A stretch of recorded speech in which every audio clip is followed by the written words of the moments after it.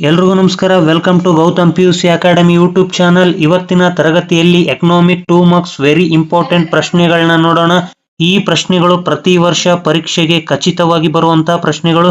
ಪ್ರತಿ ವರ್ಷ preparatory and annual ಪರೀಕ್ಷೆಗೆ ಈ ಪ್ರಶ್ನೆಗಳು ಬಂದೇ ಬರ್ತವೆ. ಮೊದಲನೇದಾಗಿ ಬಜೆಟ್ ರೇಖೆ ಮತ್ತು ಬಜೆಟ್ ಗಣದ ನಡುವಿನ ವ್ಯತ್ಯಾಸವನ್ನು ತಿಳಿಸಿ. ಬಜೆಟ್ ರೇಖೆಯ 2 ಅಂಶಗಳನ್ನ ಮತ್ತು ಬಜೆಟ್ ಗಣದ 2 ಅಂಶಗಳನ್ನ ಬರೆದ್ರೆ 2 ಅಂಕ ಖಂಡಿತವಾಗ್ಲೂ ಸಿಗುತ್ತೆ. ನಂತರ ಬೇಡಿಕೆಯ ನಿಯಮವನ್ನು ತಿಳಿಸಿ. ಬೆಲೆ ಏರಿಕೆಯಾದಾಗ ಬೇಡಿಕೆ ಇಳಿಕೆಯಾಗಿರುತ್ತದೆ, ಬೆಲೆ ಕಡಿಮೆಯಾದಾಗ ಬೇಡಿಕೆ ಏರಿಕೆಯಾಗುತ್ತದೆ. ಇದನ್ನೇ ಬೇಡಿಕೆಯ ನಿಯಮ ಅಂತ ಕರಿತೀವಿ. ಸದಾವಕಾಶ ವೆಚ್ಚವನ್ನು ಉದಾಹರಣೆಯೊಂದಿಗೆ ತಿಳಿಸಿ.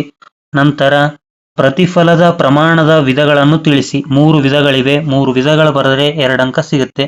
ನಂತರ ಸಮತೋಲನ ಬೆಲೆ ಮತ್ತು ಪ್ರಮಾಣವನ್ನು ವ್ಯಾಖ್ಯಾನಿಸಿ. ನಂತರ 6ನೇ ಪ್ರಶ್ನೆ, ಸಮಗ್ರ ಮಾರುಕಟ್ಟೆಯಲ್ಲಿ ಕೂಲಿಯು ಹೇಗೆ ನಿರ್ಧರಿಸಲ್ಪಡುತ್ತದೆ? ವೆರಿ ಇಂಪಾರ್ಟೆಂಟ್, ಸಮಗ್ರ ಅರ್ಥಶಾಸ್ತ್ರದಲ್ಲಿ ಬರುವಂತಹ ಪ್ರಶ್ನೆ. ದಾಸ್ತಾನು ಮತ್ತು ಅರಿವಿನ ವ್ಯತ್ಯಾಸಗಳನ್ನು ಉದಾಹರಣೆಯೊಂದಿಗೆ ತಿಳಿಸಿ. ದಾಸ್ತಾನುಗಳಿಗೆ 2 ಅಂಶ ಮತ್ತು ಅರಿವಿನ 2 ಅಂಶ ಬರೆದ್ರೆ 2 ಅಂಕ ಖಂಡಿತವಾಗ್ಲೂ ಸಿಗುತ್ತೆ. ನೆಕ್ಸ್ಟ್, ಬಾಹ್ಯತೆಗಳನ್ನು ಏನೆಂದು ಅರ್ಥೈಸುವಿರಿ? ಅದರ ವಿಧಗಳನ್ನು ತಿಳಿಸಿ. 9ನೇ ಪ್ರಶ್ನೆ, ಹಣದ ಬೇಡಿಕೆಯ 2 ಉದ್ದೇಶಗಳನ್ನು ತಿಳಿಸಿ. ಹೂಡಿಕೆ ಗಣಕದ ಅರ್ಥ ನೀಡಿ ಮತ್ತು ಅದರ ಸೂತ್ರವನ್ನು ಬರೆಯಿರಿ. ಸೂತ್ರ ಇಸ್ ವೆರಿ ಇಂಪಾರ್ಟೆಂಟ್. ಸೂತ್ರ ಬರೆದ್ರೇನೆ 2 ಅಂಕ ಪರಿಪೂರ್ಣವಾಗಿ ಸಿಗುತ್ತೆ. ನೆಕ್ಸ್ಟ್, ಮುಕ್ತ ಆರ್ಥಿಕತೆಯ 3 ಕೊಂಡಿಗಳನ್ನು ತಿಳಿಸಿ. ಅದಕ್ಕೇನು ಅರ್ಥ ಬರಿಬೇಕಾಗಿಲ್ಲ, ಕೇವಲ 3 ಕೊಂಡಿನ ಬರೆದ್ರೆ 2 ಅಂಕ ಸಿಗುತ್ತೆ. ವ್ಯಾಪಾರ ಬಾಕಿಯ ವಿಧಗಳನ್ನು ತಿಳಿಸಿ.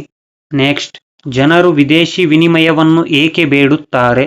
ಅದಾದ್ಮೇಲೆ ದೀರ್ಘಾವಧಿಯ ವೆಚ್ಚ ಎಂದರೇನು? ಅದರ ವಿಧಗಳ್ಯಾವ್ಯಾವು? 2 ವಿಧಗಳಿವೆ, ಆ 2 ವಿಧಗಳನ್ನ ಬರೆದ್ರೆ 2 ಅಂಕ ಸಿಗುತ್ತೆ.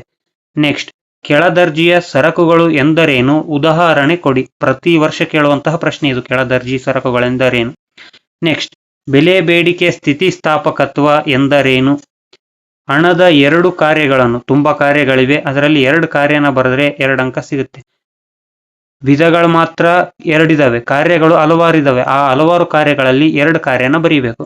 ನೆಕ್ಸ್ಟ್, ಏಕಸ್ವಾಮ್ಯ ಮಾರುಕಟ್ಟೆಯ ಲಕ್ಷಣಗಳನ್ನು ಬರೆಯಿರಿ. 19ನೇ ಪ್ರಶ್ನೆ, ಅನುಭೋಗಿ ಸರಕು ಮತ್ತು ಬಂಡವಾಳ ಸರಕುಗಳ ವ್ಯತ್ಯಾಸ ಬರೆಯಿರಿ. ಅವ್ರು ಯಾವುದೇ ವ್ಯತ್ಯಾಸ ಕೇಳಿ ಈ ಕಡೆ 2 ಅಂಶಗಳನ್ನ ಮತ್ತು ನೆಕ್ಸ್ಟ್ ಅದಕ್ಕೆ 2 ಅಂಶಗಳನ್ನ ಬರೆದ್ರೆ 2 ಅಂಕ ಖಂಡಿತವಾಗ್ಲೂ ಸಿಗುತ್ತೆ.